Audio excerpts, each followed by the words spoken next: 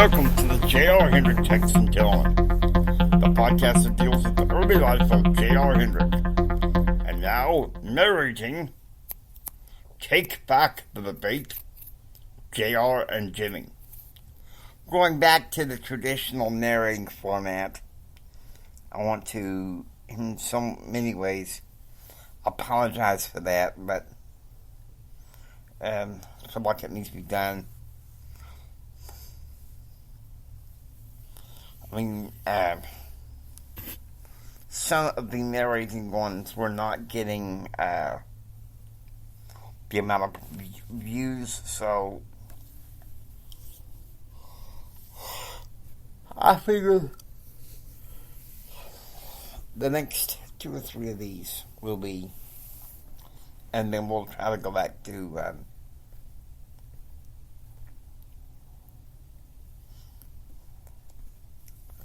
okay, so 1:55 p.m. the debate team has boarded the plane and departs from Dallas-Fort Worth bound for Lubbock. Stoney was going to pick up JR at the airport and take him to CB's house for pizza and get pizza for dinner and watching the game. 4 p.m. Grandma Swain is released from the hospital.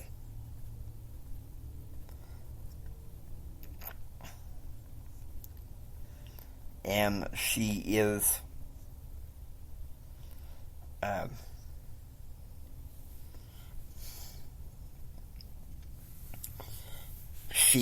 brought by special ambulance to the airport where she was to be taken by chopper back to the ranch. Okay, so here we go with the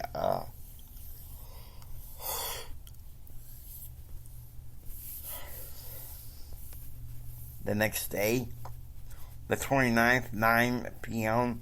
Eastern, at 14 Heritage Gate. She was at the Mansion Library after having a private dinner with Andrew and Martha House. Andrew had asked Jim to reconsider any further interviews with Blake Carter, who, because of his divorce, was becoming more and more reactionary.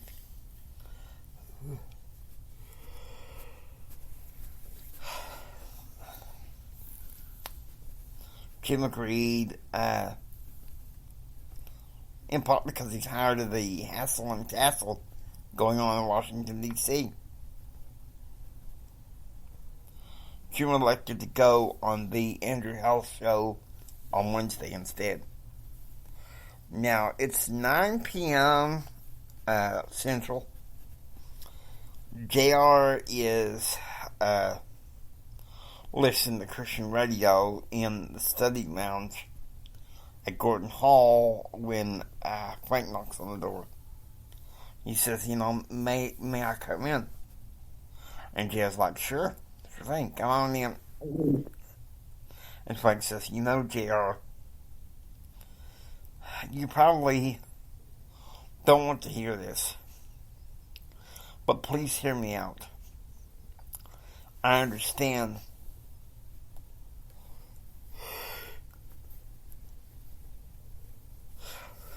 what you've been going through this year. I hoped to marry Elizabeth Marie, but I let pride get in the way. And Jared's like, I don't understand where you're getting at. I don't understand what you're getting at, Frank. And Frank says, the drug overdose. Christine and Elizabeth Marie told me all about it. Damn Charlie Nation.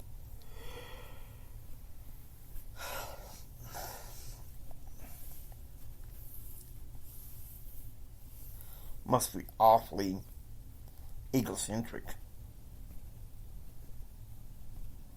I mean, he used drugs to hound you into asking your girl to marry you. And then after you overdosed,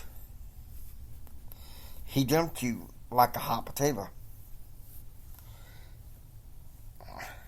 Frank,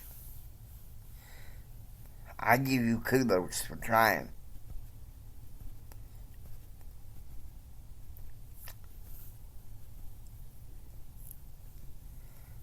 I actually like you. But in some cases, you don't get me. Daddy got rid of him when he found out that he gave me the drugs. But it was my stupidity that got me into it.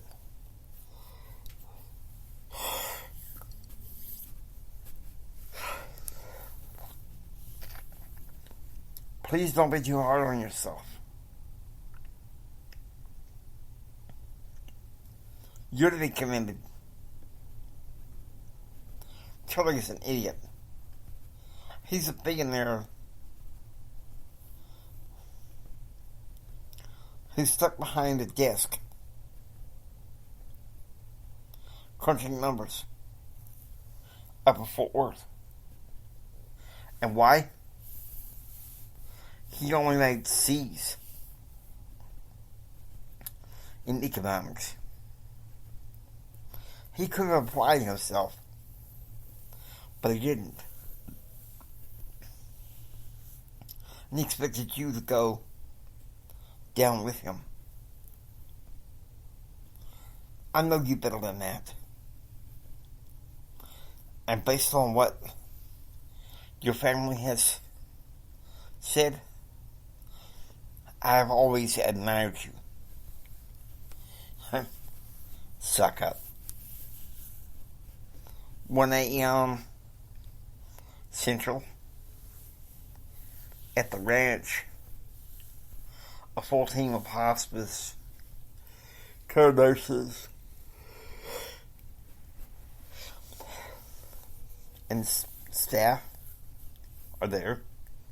Candace, a night nurse, inserts a PICC line into Grandma Elizabeth while she is sedated. She had a feeding tube, but she was breathing on her own.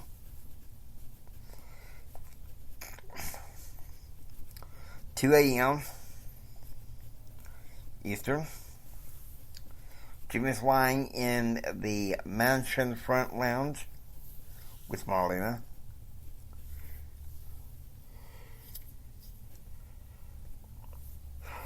She had flown from Nashville with him and his dream team on Saturday, and was staying with him until November 10th, when she would be returning to Baton Rouge to meet with her husband, who was returning from, as she put it, a sun junket in California. Okay, interesting. He thinks about Blake Carter, someone that he hasn't talked to for a long time, because he knows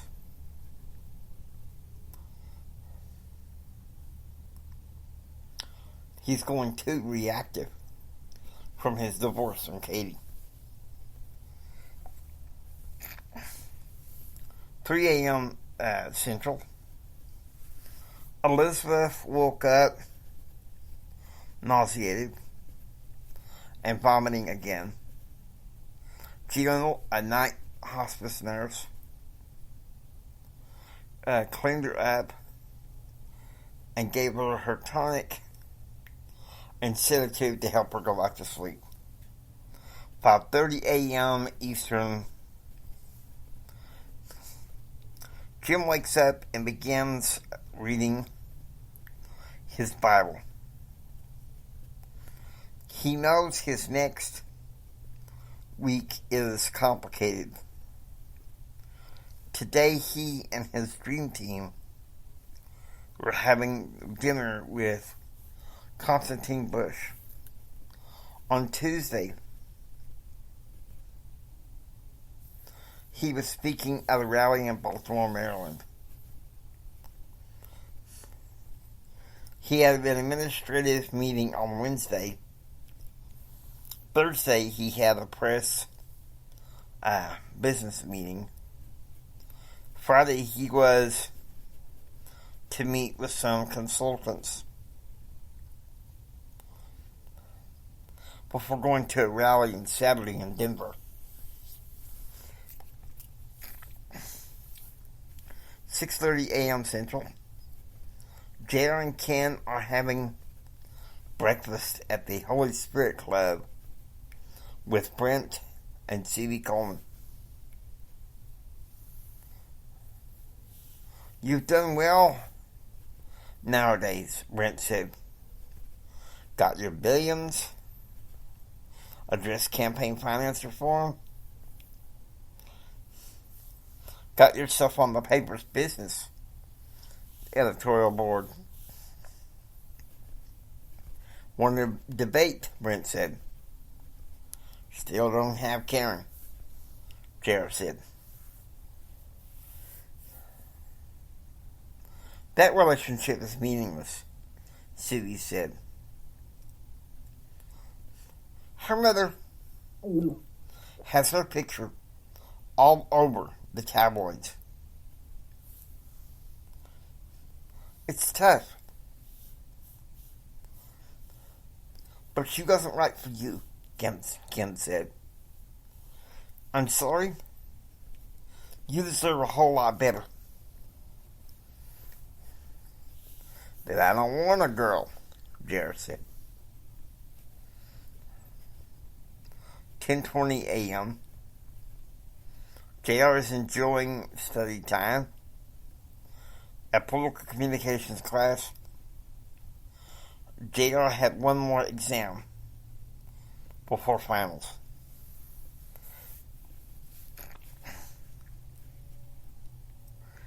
$1:30 p.m. JR is relaxing at the Holy Spirit Club when Dave Smith called. You're all over the media, Big JR, Dave said. Still in pain. I want Karen so bad. But I got people like CB and Brent say to let her go, Jared said. She ain't worth it, JR, Dave said. Her picture's all over the society page, all over TV. She ain't worth it. She's a fool. You can have any woman you want.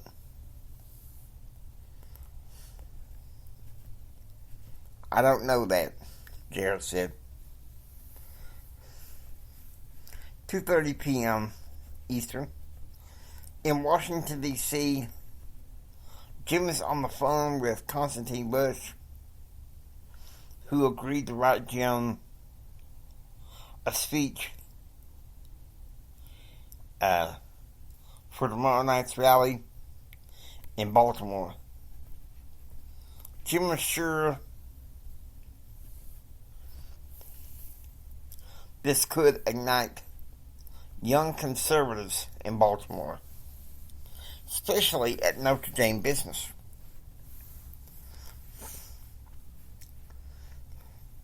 One of the contexts of the speech was protections for small business. Jim had also asked for a phrase for faith-based initiatives in small business.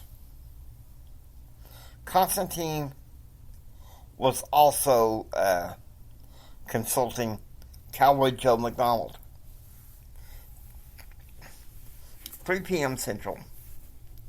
At the ranch, Jill is giving Grandma Elizabeth a sponge bath. Thomas, her grandson, is giving her another outfit of clothing. It was hard for Thomas to see his mother half emaciated in the hospital bed in what was once his parents' room. 5:20 p.m. Central. J.R., Brent, and C.B. are having dinner at C.E.'s Pizza.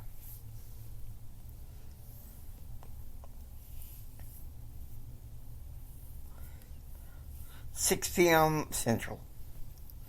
At the ranch, Dr. Bertrand visits the family. She seems to be holding up pretty well, Dr. Bertrand said. Dr. Theodore will be out at the ranch by the 17th. But my notation on her chart, unfortunately, is that because of her stroke and paralysis, she's deteriorated fast. Okay, so now we need to go to November 1st. 11 a.m.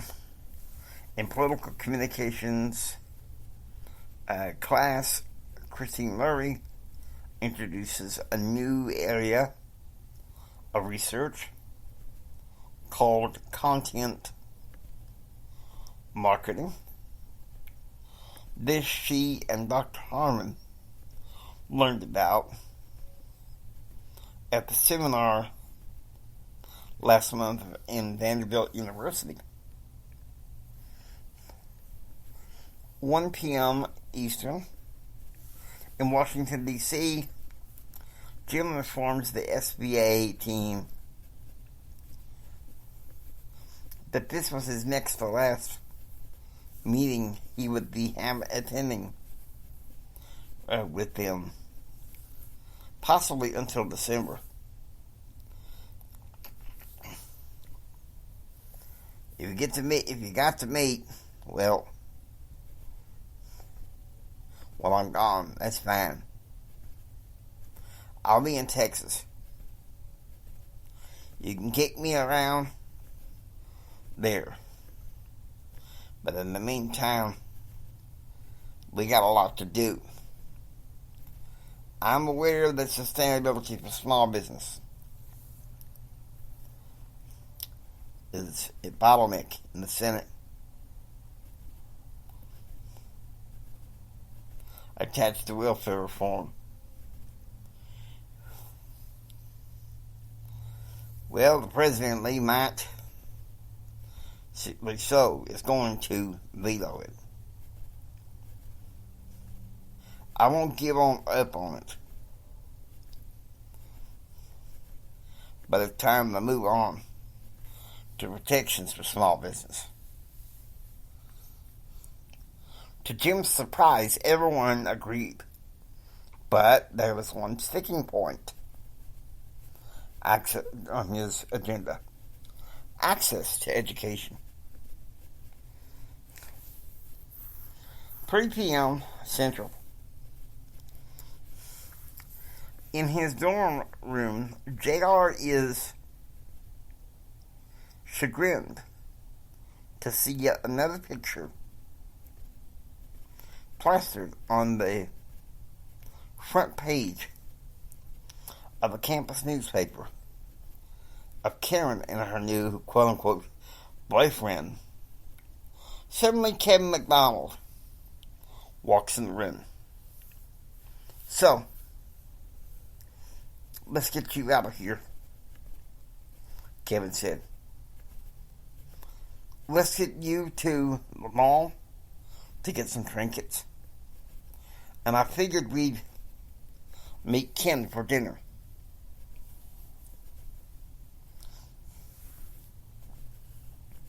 "6:30 p.m. Eastern. At 14 Heritage Gate, Jim and his dream team are dining of a Mexican feast. A smorgasbord, if you will. Tomorrow was his press business day with John Sistina and Timothy Reiner releasing his first business bulletin in November.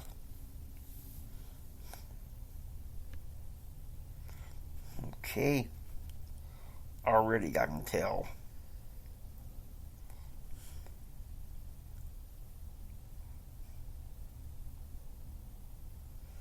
Yeah, I can get this crazy thing to work.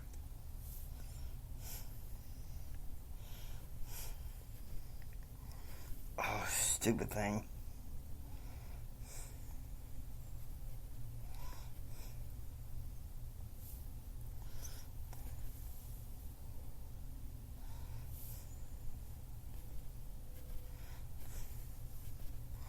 Okay, 7:30 p.m. Central. At the ranch, the family is having dinner. Now, Kyle and his family have been sent to October 30th for rodeos in Corpus Christi, Austin, Ballinger, Carrollton, Dallas,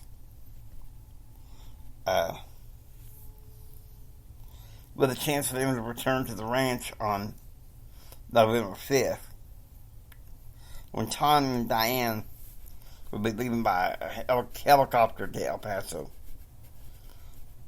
Okay.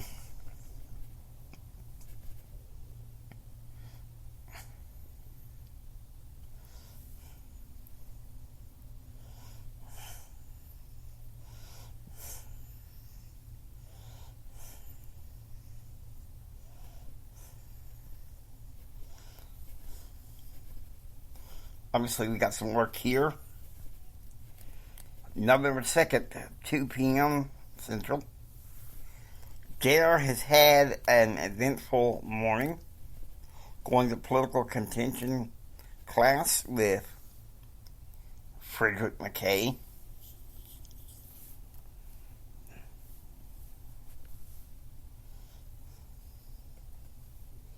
Get this crazy thing to cooperate.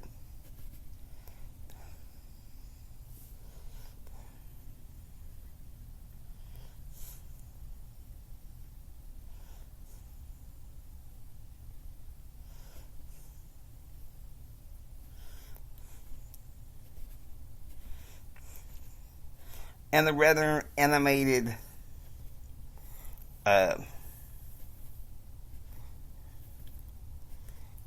session in mass communications law with Dr. Randy Loud. Brent stopped by his room.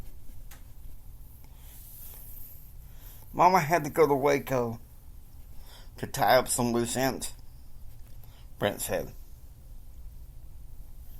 I bet that chased your daddy, so, Jared said. Dad keeps his business, his thing, is he's up in New Orleans.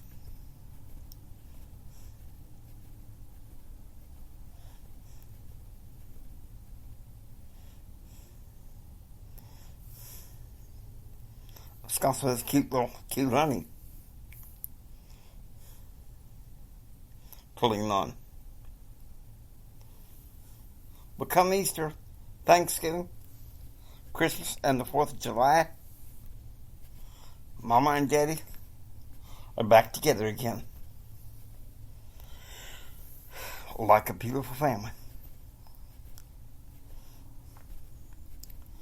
My daddy knows that my grandma is dying. So he knows it's the wrong time to play around.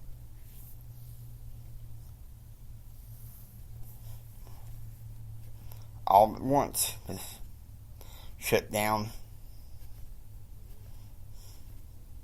has happened. All at once, when the government shutdown is over, that's a chance to fool around. I don't know. I give my parents 8 years or less for that marriage to last. Brent, grow the hell up. My mama and my daddy are going to be together for the rest of their lives. And you want to know why? It all has to do with our family and our family's ranch. So if your daddy wants to be cosmopolitan and stupid, then that's not your fault, really. Not that hard. 6 p.m. Central. In political analysis class, Dr. Kinghorn is lecturing about bivariate regression.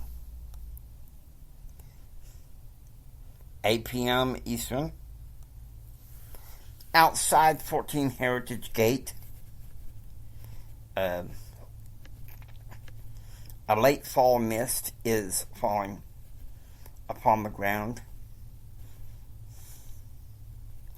of the house in Chevy Chase, D.C. Tomorrow afternoon, Jim and his dream team would be flying for rally in Denver, Colorado. 8 a.m. In public policy class, JR is surprised to hear Dexter as a guest lecturer speaking about compelling literature in education policy. Okay, 9:30 a.m.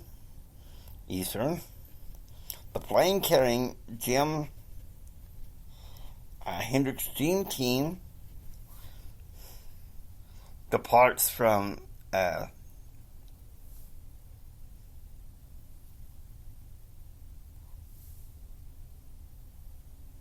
Reagan International Airport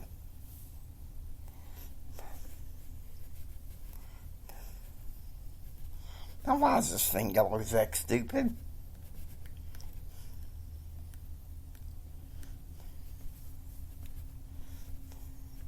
Bound for Denver International Airport. 11:50 a.m. Central. Outside of Smith Hall, Ken picks up JR to go to the condo. Tomorrow, JR would be competing in the distinguished debate. This time it was Texas Tech to host Duke's University College. 3 p.m. Eastern. In the Oval Office, President Clinton is conferring with Dick Morris. Mr. President? Yes. Dick Morris here. Thank you. Have the receptionist hold the call.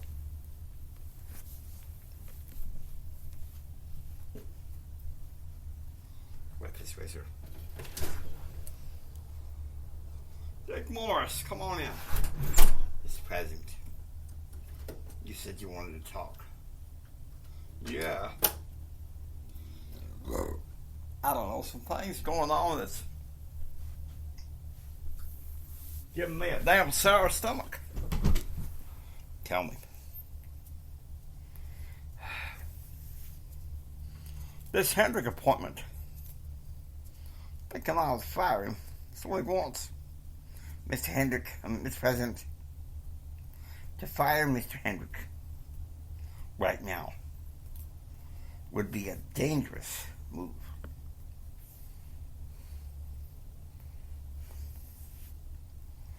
What can I do with this redneck sparrow flirt?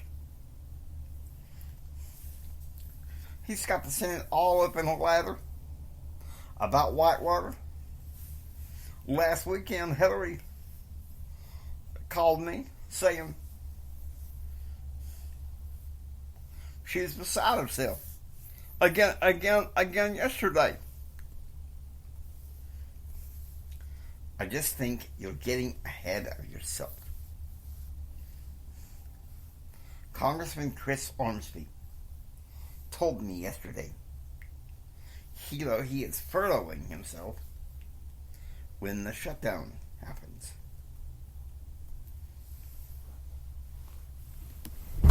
What?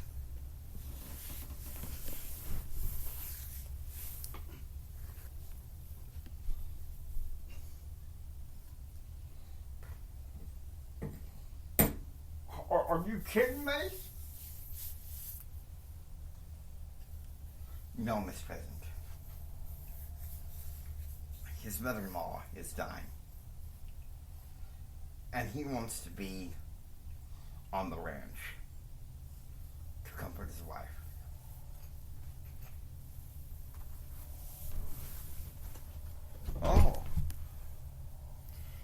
Oh my gosh. I'm sorry. I wanted to fire him, and his mother-in-law is dying. That ain't right. Remember, at the end of '83, when I told you it looked like you were going to lose again in '84? You need to focus on 96 like you did on '84.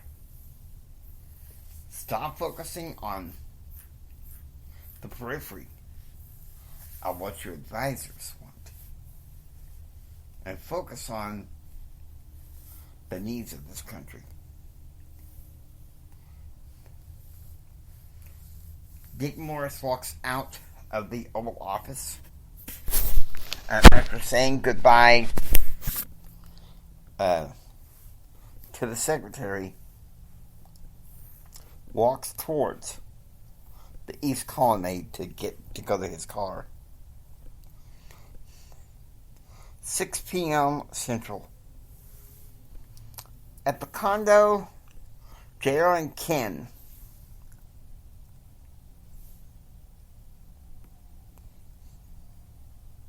it's cool what I'm seeing here.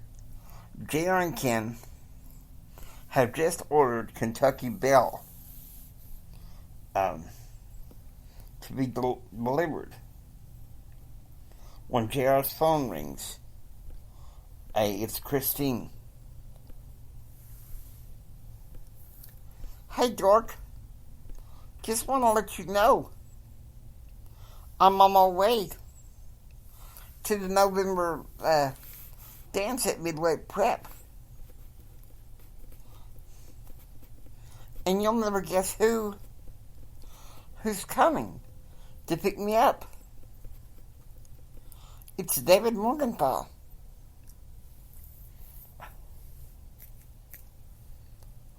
Morgenthau.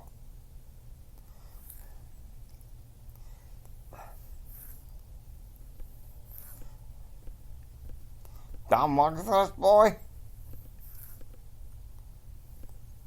That man has a lot of clout in the legislature, in clout in Congress.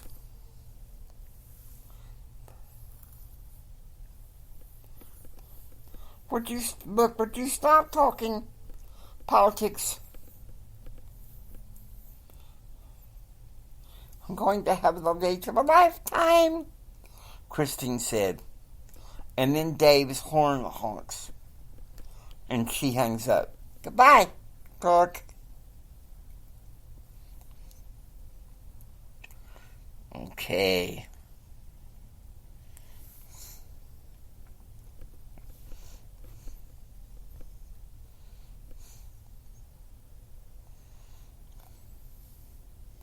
So here we go. November 4th, 1995. 4 a.m. Central. Betsy wakes up. No, Grandma Elizabeth wakes up nauseated. And so Diane gives her a tonic so she can go back to sleep. 8 a.m. Central. JR and Ken, on all this thing, he's making stupid mistakes.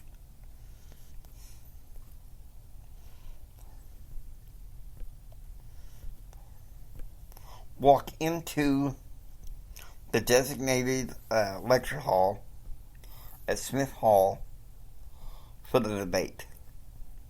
Hello and welcome to this morning's debate between Texas Tech University and Duke University College. Our first topic is, should the federal government issue a shutdown if the budget is at a congressional impact? Arguing for is James Ryan Hendrick Jr., a senior majoring in public affairs from Texas Tech University. Arguing against is Susan McGuffey from Duke University College. 11 a.m. Mountain. The morning session of the Phil Graham rally is over when Jim gets a sudden text from Philip later. The Clinton administration was looking for a public official that had a devout Christian faith to fly to Salt Lake for the day of the family commemoration. No should be to meet with Gordon B. Hinckley, but Jim. Jim calls Washington, agreeing to go, and they sent him up for a flight from Salt Lake, leaving at 5:35 that night. At 4 p.m., having lost the debate, JR is well compensated with pizza and dinner with Brent Stoney and C.B. Coleman at C.B.'s apartment. 5:35 p.m. The plane carrying Jim departs from Denver to Salt Lake, whereas the private plane Jim had with his dream team will not have to go back to Washington until later on tonight. 8:30 p.m. Central. The Spirit Club crew is watching a Godzilla movie. Was lost on JR. So CV changed it to watch American Graffiti. Okay. Okay, this is the 4th. Okay. 5 a.m. Mountain. Jim is lying on... Okay, so we need to go ahead and end that. This is take back the debate. Kind of ends on a sad note. Okay, we will be there for you guys for the next...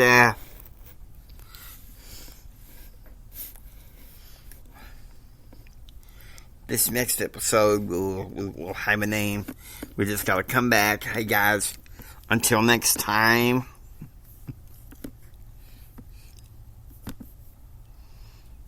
Hope you enjoy listening to the J.R. Hendrick Takes and Gentlemen. If you like what you hear, please subscribe, become a part of the adventure.